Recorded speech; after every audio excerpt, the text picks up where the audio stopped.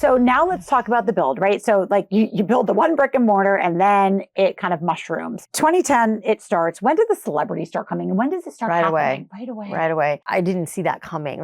I was like, at the time it was a $35 blowout.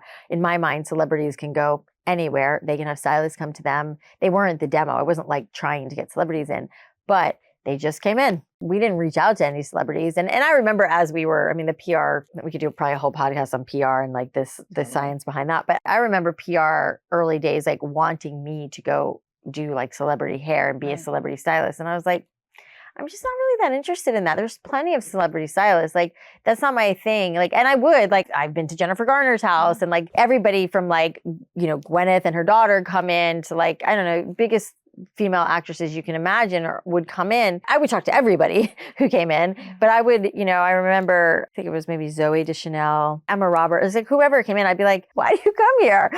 Like point blank, I was very curious. Did you ask them? Yeah. Okay. And it was always like the reason anybody else comes, because that's where you get into like the celebrity, like they're just like us, because they were like, I don't always want someone coming to my house. You guys give the best blowouts. Like, I love being here. It's so fun. Like, and that was the thing too. In the early days, I don't know if you remember this, but we did dry on the fly, which was like, we would send stylists to people's homes, but it never really caught on because women loved the experience in Drybar so much. And like you have little kids. It's like, you want to get out of your house for an hour, have some me time. Maybe it's just to sit there and like take it all in, or maybe you need to get some work done. The 7 a.m. spot for Drybar was the most coveted because women would go to SoulCycle, then come into Drybar like sweaty, they take a shower at SoulCycle, their hair was wet, they'd come to Drybar. I still do it. And get a blowout and then go on with their day. And sometimes you like want to start, like get a, jump start on your email and whatever. So it served so many different purposes for so many different women, but the celebrity thing was it just happened, and there was oftentimes paparazzi outside and people would say like, did you call them? I'm like, no. I'm like, I don't even know how one does that. Right. Like, and I would actually tell my publicist like after they had left. I never told them while they were in the shop because I didn't want them to feel that way. And I think maybe it was Jennifer Garner who said to me, like, she didn't love going to our Palisades location because it was such a fishbowl. And she was like, I don't, because then I'm getting photographed while I'm getting, and she didn't want that. And I understood that, some of our shops were further back, but yeah, the celebrity thing was really fascinating and something that we didn't bank on. And I never really wanted to exploit it because I didn't want it to be a celebrity thing. Yeah. It helped, of course, of like some celebrities carrying a Drybar bag. Like it all helped the cause, but we were really building this business like pretty organically. And I became the front person, which was fun. And I like kind of loved it. And I was on TV all the time and I was talking about why we did this and how we did this and how, it caught on. And I kind of inadvertently, stumbled upon this white space of like something that I probably wish that I always had as a kid. I grew up in South Florida. My naturally curly hair was crazy. Yeah. And, to get a $35 blowout, which is, we're a lot more now, 14 years later, but what a gift, what a treat. As things grew, like what was the expansion like? Well, it was going it felt slow, but it was actually going very quickly. Like we opened the second store within 6 months of the first store, which I thought like took a lifetime. When we first started, Michael and Cam, my partners, were not full-time. Cam was he was a creative director at a big advertising agency. And my brother was running this retail marketing company. I was like, you guys, I need help. We were open 7 days a week. So I was in the store 24 hours a day, 7 days. And I had these little kids. Thank God for my mom has passed away, but she was alive during that. And she helped me so much with the kids. It was bananas. Like it was so nutty. And so Cam took longer to leave his job, but Michael came aboard very quickly once we realized we were really on to something. We opened our second shop in Studio City, which also, by the way, and it's important to say, did not take off right away. Brentwood was kind of like an anomaly in gangbusters, but then Studio City, I don't know why, it was an odd kind of choice because it was over the hill. And if you know the landscape of LA, it was kind of an odd choice, but a lot of women were asking us to open there. So we opened in Studio City and it was like crickets. And we were like, oh shit, does this not work? And so it was like a real hustle time for us from store 1 to 2, where I was like going to all the school auctions and things and like setting up a table and selling discount blowouts. We did Groupon. Like it was kind of crazy. It was not happening until it did. And then it did. And then we opened West Hollywood, which is I think our third store.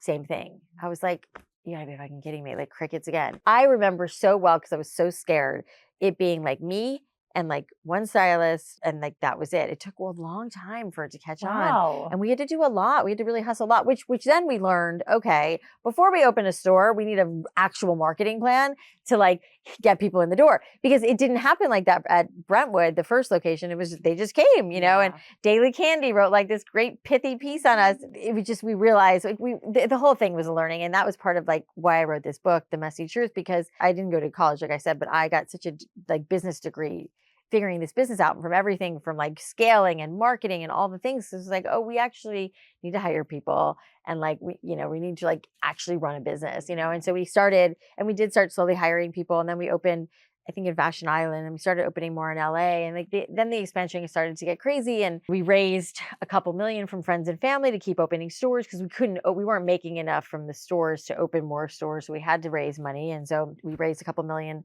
from friends and family, which got a handful of stores open. And you know, my brother was like, I think we need to like raise money. And I was like, what does that mean? How do you I do don't know that? how What you do is that? that? You know, and he started talking to his friends who'd done it, and investment bankers. And now I know how you do that, Yes. but I didn't at all then. And it was all, again, part of the education I got. And, you know, long story short, we ended up raising about 26 million in our first tranche, which was Castanea, which would get us 10 or 20 more stores. And that's also when we earmarked about $1 million of that to start product, which, you know, was really exciting to me, because we were using, you know, a mishmash of products, and they didn't all work together. The smells didn't work.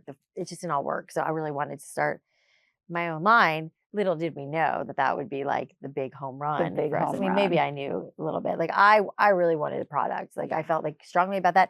And not because I was like, oh, I want us to sell this at some point. Like none of it was like that. I just wanted to build it, you know, and I didn't really know how, but I know, you know, you were asking too, like how you stand up to people, and, you know, and that all was really an education for me, because even Janet, for sure, standing up in the whole product situation. But, you know, I remember once we assembled our board, and these guys were like really smart men who'd gone to like Harvard and Stanford. In my mind, they were very smart and way smarter than me. I remember sitting in my first board meeting, like so freaked out and scared of like, I don't know what I'm supposed to do here, what I'm supposed to say. And I'm like a hairstylist, you know, and I remember those early meetings, and I did put this in the book, that I would text my brother like under the table a question, because I was like kind of scared and embarrassed almost to like ask it, because I didn't know, you know, and my brother's response was always like, that's a good question, you should ask. And I was like, okay. So he helped really give me confidence to be myself. And then, you know, I remember talking to Steve Berg, who was the lead on that, and he's still a good friend. I thank him a lot in the book, because he really helped us build the business. But I remember him saying to me too, like, you have to like own who you are. Like, we're all here because of you, you know? And I was like, all right. Oh yes. And it was like, like I can breathe. Like, I'm like, oh, right. And I slowly but surely built up my confidence, and really, like, not to sound hokey, but it was like just believing in myself, and like, oh, right.